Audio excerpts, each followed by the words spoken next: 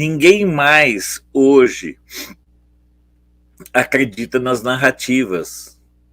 As narrativas, elas são muito mais para entreter jacaré do que para realmente convencer alguém daquilo que as narrativas se propõem a manter.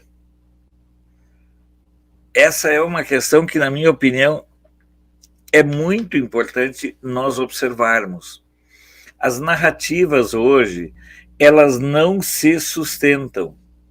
Os grupos que vivem e que alimentam as narrativas, esses grupos não conseguem se sustentar de forma alguma dentro do contexto de uma dinâmica dos processos de comunicação e de informação. Aonde eu quero chegar? Eu quero chegar que, se nós tivéssemos tido redes sociais antes de 2002, o PT jamais teria chegado ao poder. Porque agora, nem o PT e nem essa esquerda, nós continuaríamos nessa esquerda fabiana à la FHC.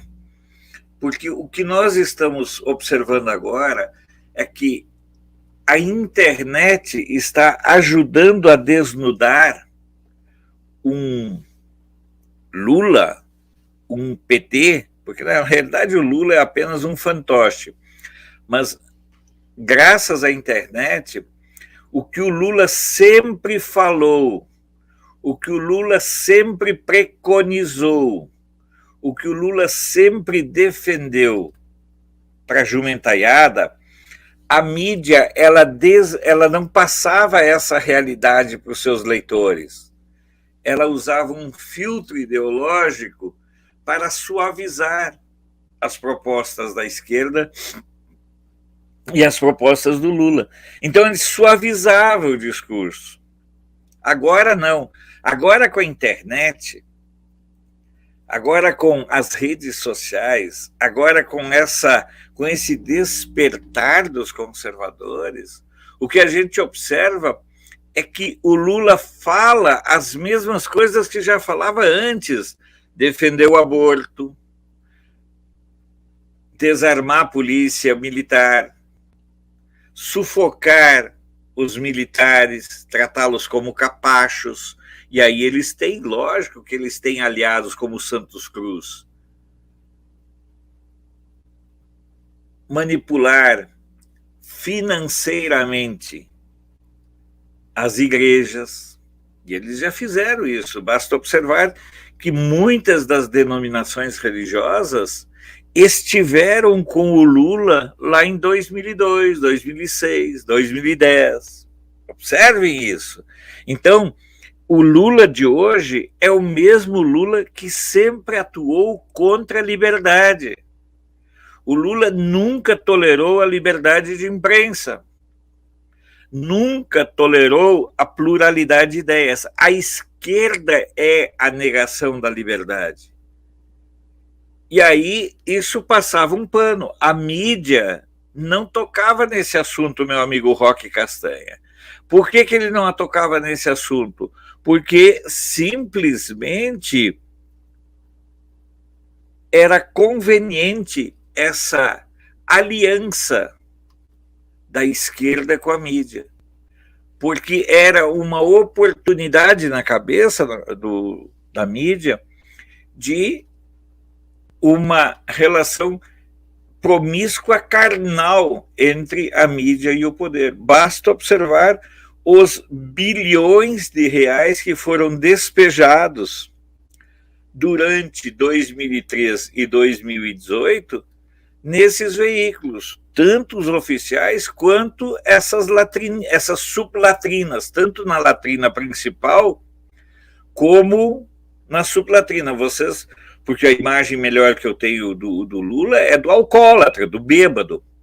E quando o bêbado vai no banheiro, ele não consegue acertar o vaso. Então ele ia botando dinheiro no vaso principal, mas ia esparramando ali no lado. E aí você tem DCM, Brasil 247 e uma dezena de blogs que se fartaram de receber dinheiro público e que continuam sendo alimentados pelo dinheiro, via sindicatos, via China, via dinheiro que continua fluindo pelo submundo da esquerda, e é muito dinheiro que flui.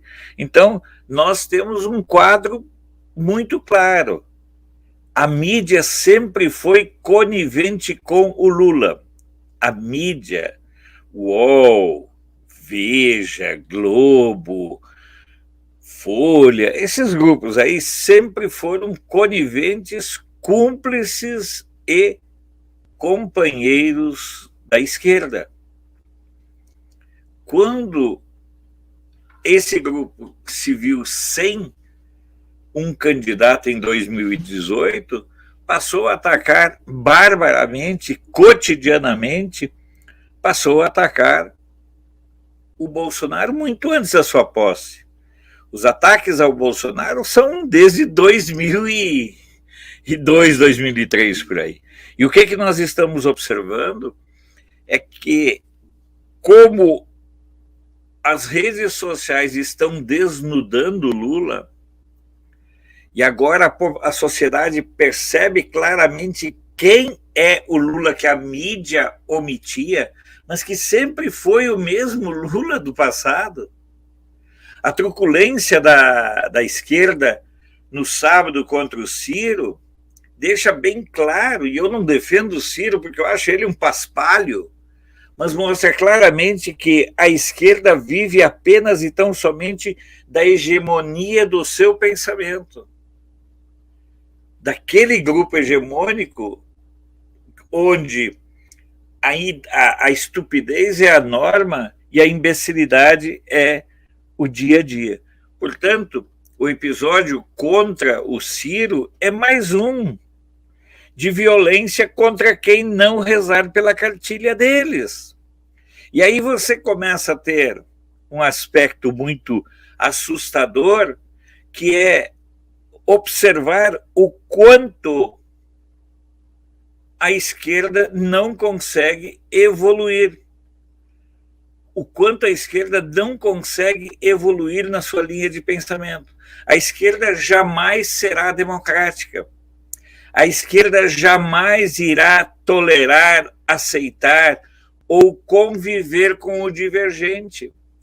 A esquerda jamais irá conviver com a liberdade de imprensa. O Lula está apenas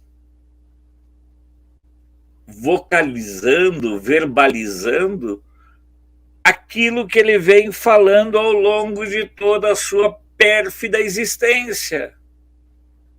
Volto a dizer, tudo isso que hoje causa espanto nas pessoas, tudo isso sempre foi do conhecimento da mídia, mas a mídia passava pano porque sabia que lá na frente iria ganhar bilhões e bilhões do maledeto do Lula, como ganhou.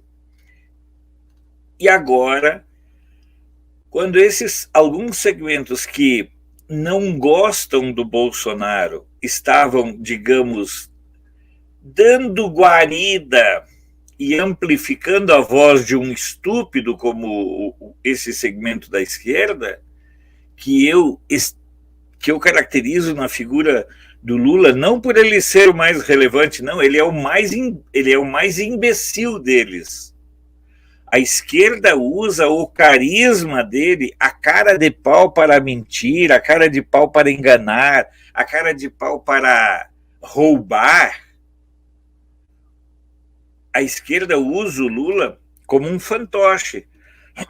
Então, o que nós estamos observando é que as pessoas começaram a se dar conta, por causa das redes sociais, quer dizer que o Lula está defendendo abertamente o aborto? Tá. Quer dizer que o Lula está defendendo abertamente o fim das polícias militares? Sim. Mas isso eles sempre defenderam. Agora, com as redes sociais, essas propostas, essas defesas de desarmar a sociedade, a defesa, o Lula nunca aceitou, a esquerda nunca aceitou o resultado do referendo de 2005. Eles continuam apegados e defensores ao Estatuto do Desarmamento, que foi desqualificado pelo referendo. Observem bem, porque para a esquerda não existe lei, existe vontade pessoal do grupo. Essa é uma questão que você vê refletida no ativismo de alguns grupos. Para o PT, para a esquerda, não existe lei, não existe limite, existe vontade e estratégia. E aí a gente precisa entender, por exemplo, que o Lula conta com apoio de grupos terroristas lá fora e aqui dentro. Observem que não, os grupos terroristas não apoiam o Lula lá fora apenas, mas aqui dentro, o primeiro comando da capital é um grupo terrorista, de narcoterroristas. Estão com a esquerda. É óbvio que isso vai acontecer. Mas lá fora já houve levantamentos da vinculação do PT com outros grupos. E recentemente veio a público a manifestação de apoio do Hamas.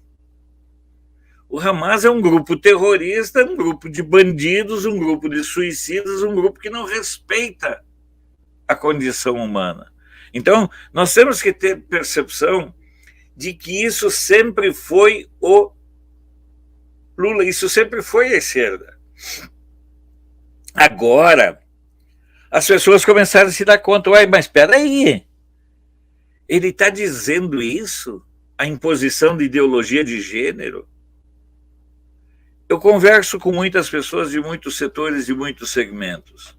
E vou dizer para vocês, há um grupo muito forte dentro do PT, aí dentro do PT especificamente, que não concorda com esse posicionamento e dizem claramente que um dos fatores de perda de espaço público e político do PT é exatamente o fato de que ele ficou dependente, refém dessas pautas que eles chamam de identitárias.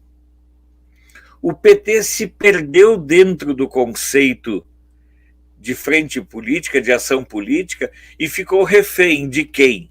De narcotraficantes, de grupos de uma infinidade de letras de alfabeto LGBTYCHT, 37, 49, 20, Z13, sei lá quais os nomes todos. E ficou refém desses grupos e não consegue mais fazer ação política. E na medida em que ficou refém desses grupos, o PT deixou de fazer ação política. Hoje o Lula é mais refém do MST do que do restante da classe trabalhadora. O PT se descolou da classe trabalhadora e passou a ser aliado do crime, da banda criminosa, do terrorismo, do narcotráfico. E para isso é importantíssimo entender o papel desempenhado pelo Foro de São Paulo como uma família mafiosa. Eu cheguei a escrever e a gravar que o Foro de São Paulo é a quinta internacional, porque foi onde o governo brasileiro, nas gestões da esquerda, injetou bilhões de reais e foi fortalecendo ditaduras e agrupamentos políticos aliados pelo mundo. Então, tudo isso foi acontecendo debaixo do nosso nariz. E aqui eu não tenho medo de reconhecer, é preciso saudar, enfatizar e louvar a coragem, a ousadia e o desprendimento de uma pessoa como Olavo de Carvalho, que foi o primeiro a denunciar tudo isso aí. E era mais ou menos assim, denunciava e as pessoas não acreditavam. Hoje, aquilo que foi adrede denunciado, hoje se confirma clara e amplamente.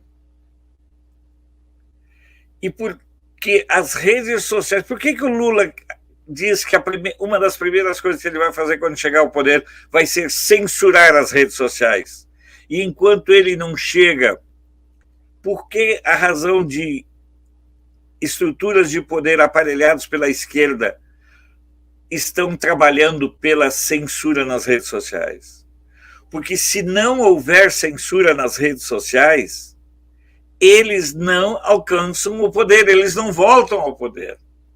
Não só em 2022, como não voltam em 26, não voltam em 30 e não voltam em 34. Depois eu não sei se eu ainda vou estar vivo. Porque a esquerda, ela precisa proibir a circulação da informação para que ela possa continuar com os seus objetivos abjetos, vamos ser educados, vamos chamar apenas de abjetos. Então a esquerda se encaminha para um processo de descolamento da classe média. Mas isso é natural. Um dos objetivos da esquerda no poder é a eliminação da classe média. Observem que na China você tem os miseráveis e os milionários, você não tem classe média. Na Venezuela você tem os miseráveis e os milionários. Aqui na Argentina, a grande luta do governo da Cristina Kirchner, que é da mesma laia do Lula. Qual é o grande trunfo da Cristina Kirchner? Ela quer destruir a classe média. E ela, então, investe o governo peronista da Cristina, porque, na verdade, a Cristina já é de uma outra linha do peronismo. Ela já é da linha kirchnerista, que é a metástase do peronismo. Pois bem, e eles querem ampliar os planos sociais.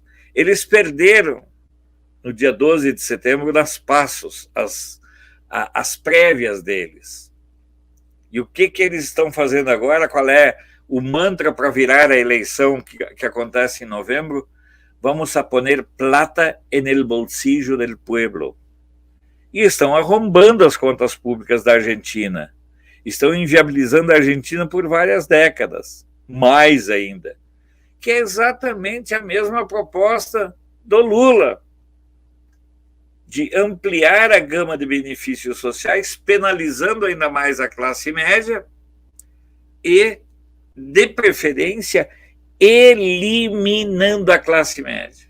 Essa é a questão, na minha opinião, mais relevante. E os modelos que eles impõem são muito claros. Eles eliminam a classe média. Na Argentina, o governo do Kirchner fez exatamente a mesma coisa que o vagabundo do Lula e essa pilantra da Dilma fizeram. Criaram uma estrutura de uma mega empresa no ramo de carnes, que é a JBS, exatamente para eliminar todas as outras pequenas. A JBS tem empresas que estão trabalhando junto com o governo do Alberto Fernandes e da Cristina Kirchner na Argentina. Lá também o governo escolheu os campeões nacionais para matar todos os outros competidores e assim eliminar a classe média. Esse é um detalhe que a gente precisa ter bem claro. O objetivo da esquerda no poder é a miserabilidade da sociedade. Eles lutam abertamente para que a miséria da sociedade seja norma e a sobrevivência seja uma concessão do Estado.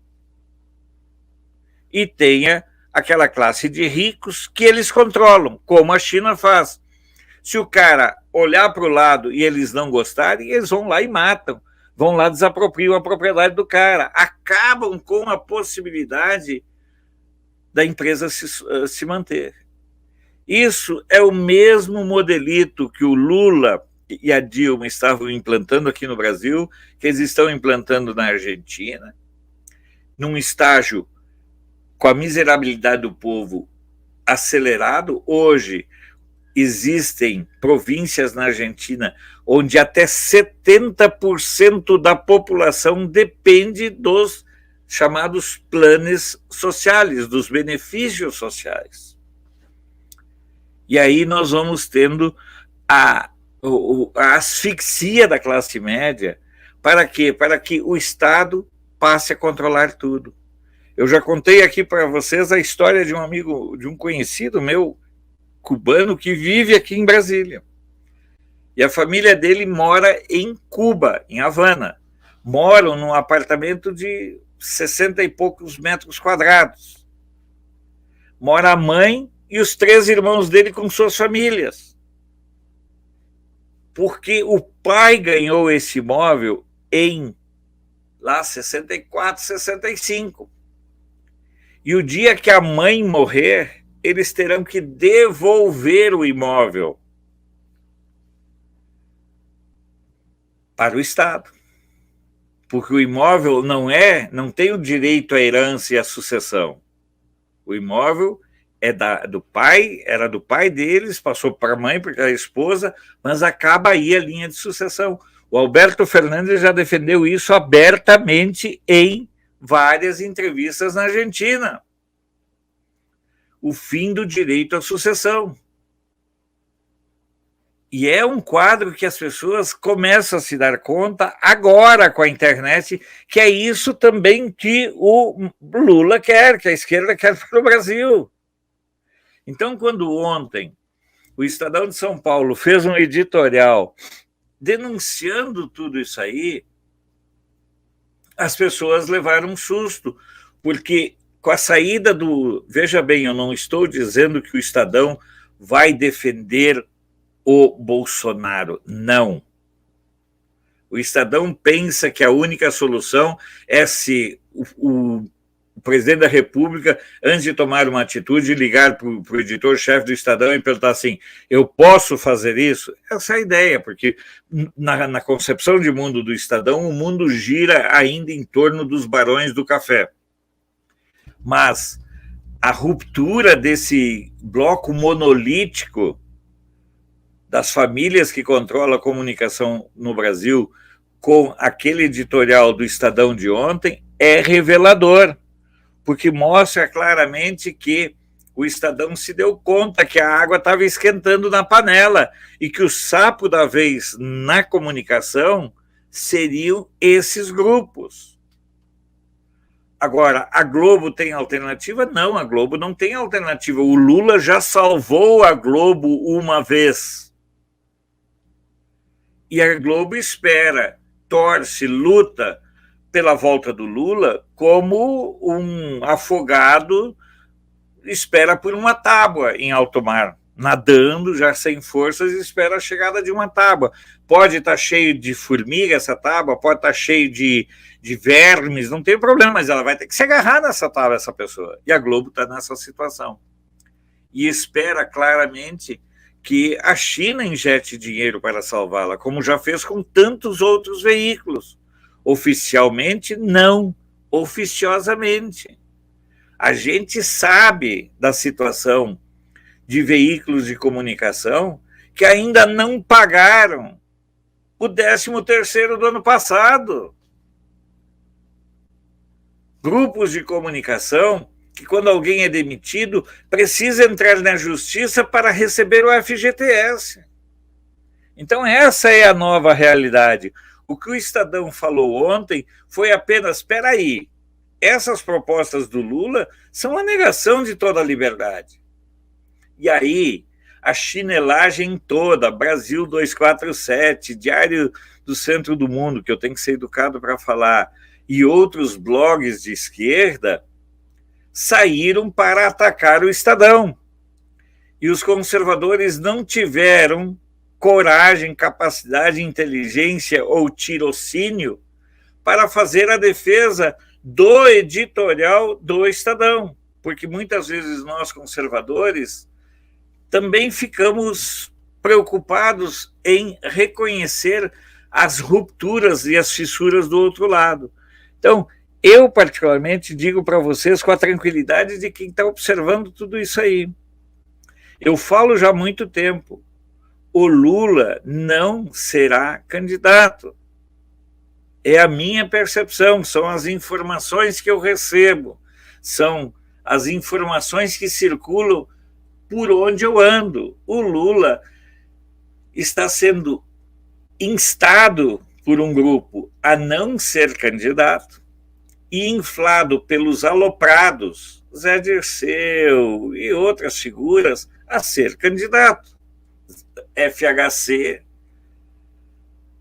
Eles querem que o Lula seja candidato porque é a única forma dessa geração decrépita e no final de linha voltar ao poder para voltar a roubar. O Lula é a última esperança deles. Eles não têm outra esperança de voltar a poder para roubar, a não ser através de um marionete, de um alcoólatra, de um mentiroso, de um débil, de um energúmeno, de tudo que vocês podem falar, mas que tem o carisma ainda de unir esse segmento da esquerda mais ligado ao terrorismo, ao tráfico, ao crime organizado e à vadiagem em geral.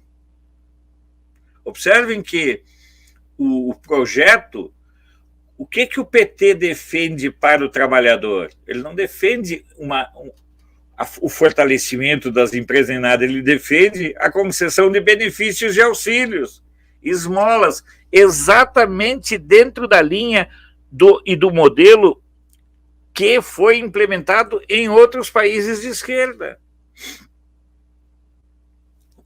A esquerda, de um modo geral, ela não preconiza, não defende e não tem nenhum compromisso ou apego com a liberdade. E a gente precisa entender isso.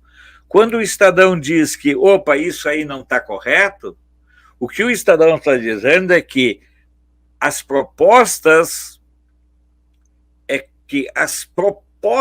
políticas do Lula são as mesmas de sempre. Ele não entendeu que o mundo foi mudando, que o Brasil foi mudando. E ele quer aplicar no Brasil de hoje um modelo que naufragou em todo o mundo. Observe o que está acontecendo aqui no lado da Nicarágua. A Nicarágua está se transformando numa Coreia do Norte. Sabe? A Nicarágua é o modelo esquerdista por excelência. O Ortega já prendeu 7 adversários que poderiam disputar com ele a eleição. E o Ortega, inclusive, criou um movimento de direita na Nicarágua para botar um candidato que ele quer para disputar contra ele, para dar legitimidade a ele. Observem como isso é muito claro, como isso se desenha diante dos olhos. Então, quando o Estadão diz, opa, não, peraí, vai devagar, que não é bem desse jeito, rapaz. Na verdade, o Estadão se deu conta de como o circo estava sendo armado. Com a conivência, observem quem está, certo? Observem quem está ao lado do Lula. Observem. Bote a mão na consciência. Rede Globo, Band. Aí você vai ver o UOL. São grupos que... Magazine Luiza. Por exemplo, porque eles vivem descolados da realidade. Herdeiro do Itaú. Então, nós todos estamos vivendo um quadro muito preocupante, mas que nós precisamos, sabe? Que nós precisamos claramente estar atentos ao que vai acontecer e aumentar a nossa vigilância e o nosso nível de oração e de jejum, pessoal. Se alguém entre vós não acredite no poder da oração e do jejum, me desculpe, eu assumo claramente que eu sei o poder da oração e do jejum. E isso nós precisamos fazer essa ruptura com nós mesmos. Porque a ruptura com a sociedade, a ruptura com a sociedade, com a ordem democrática, quem está propondo é a esquerda. Então, observem o que o Estadão colocou ontem. E eu vou deixar bem claro aqui. O Estadão não está dizendo que irá apoiar o Bolsonaro. Ele está apenas e tão somente dizendo que não tem lógica, não tem cabimento, não tem justificativa para um país que é livre, que vive numa democracia, pedir para cair nas mãos de uma tirania esquerdista. Essa é a realidade. Então, vamos ficar atentos para entender que o grande desafio que cabe aos conservadores, de um modo geral, que esse grande desafio, ele se dá pelo conhecimento. Será apenas e tão somente pelo conhecimento que nós conseguiremos derrubar ou impedir, certo? Como as coisas funcionam, impedir que eles voltem. E é exatamente o que as pessoas estão interagindo. Os cenários estão ficando claros. E quando você tem uma dissensão à saída do Estadão, na minha opinião, é um fator fundamental para que a gente compreenda que as propostas do Lula são a negação da liberdade. Lembre-se sempre o seguinte: o único objetivo da esquerda é a perpetuação no poder. Essa é a premissa básica. Mas para a perpetuação no poder, ela precisa terminar com igrejas, com liberdade, com internet, com imprensa, fazer o modelito que ela tem feito em todos os outros países. Em todos os outros países. O Estadão sentiu que a água está batendo, que a água está esquentando na panela e resolveu pular fora. Os outros jornais continuam na sua toada de achando que serão beneficiados pela esquerda no poder. Serão todos eles exterminados. E eu conto sempre, porque isso é história, e a história não se repete, eles fizeram isso com a revista Boêmia. O que era a revista Boêmia? A revista Boêmia funcionava quase que como porta-voz dos grupos de esquerda em Cuba, nos anos 50, no tempo do Fulgêncio Batista. Pintou uma imagem romântica de Fidel, do Che, Cienfuegos e outros, uma imagem libertária, certo? E aí o que aconteceu quando o Fidel chegou ao poder? Confiscou a revista Boêmia. E ainda por ser muito bonzinho e amigo do dono, permitiu que ele saísse com vida e ele se suicidou anos depois na Bolívia. Portanto, essa questão que eu coloco para vocês, da importância dessas fissuras num casco aparentemente monolítico, como do barco da comunicação em favor do Lula, da esquerda, a saída do Estadão precisa ser vista como alguém que não aceita ir para a panela e ser cozido. Os demais, todos eles têm suas razões. O UOL faturava milhões por ano pela Lei Rouanet. A Globo nem se fala.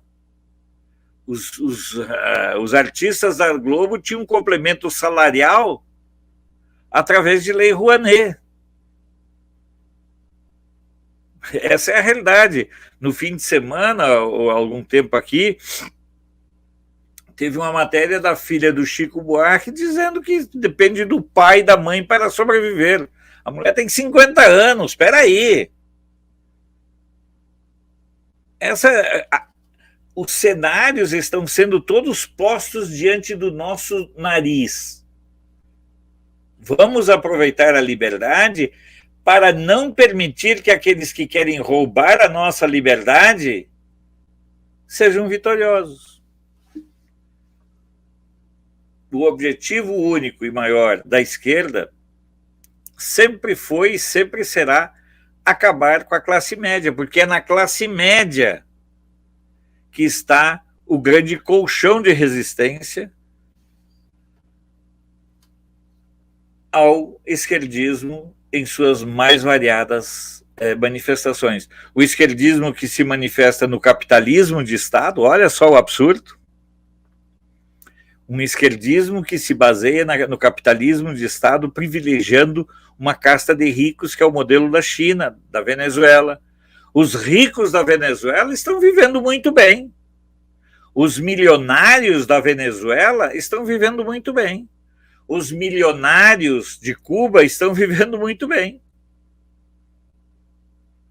Mas o resto e só existe isso, uma camada de ricos e uma camada de pobres, de miseráveis.